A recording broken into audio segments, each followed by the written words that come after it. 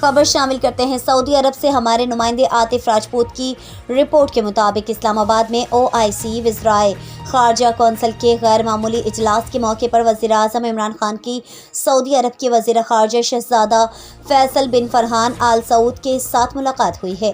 اتوار کو prime minister office سے جاری ہونے والے بیان کے مطابق ملاقات میں وزیر اعظم عمران خان نے خادم حرمین شریفین شاہ سلمان بن عبدالعزیز آل سعود اور ولی عہد شہزادہ محمد بن سلمان کے لیے نیک خواہشات کا اظہار کیا۔ عمران خان نے افغانستان میں انسانی صورتحال پر OIC کے وزرائے خارجہ کی کونسل کا غیر معمولی اجلاس بلانے کی سعودی اقدام کو سراہتے ہوئے کہا ہے کہ اس امید کا اظہار کیا کہ دنیا افغانستان کو اکیلا چھوڑنے کی غلطی نہیں دہرائے گی۔ انہوں نے عالمی برادری پر زور دیا کہ وہ کمزور افغانوں کی مدد کریں۔ پاکستان اور سعودی عرب کے دو طرفہ تعلقات کے حوالے سے وزیر اعظم نے پاکستان سعودی عرب تعلقات کی خصوصی اہمیت پر زور دیا، جو قریبی برادرانہ تعلقات، تاریخی روابط اور عوامی سطح پر حمایت پر مبنی ہے۔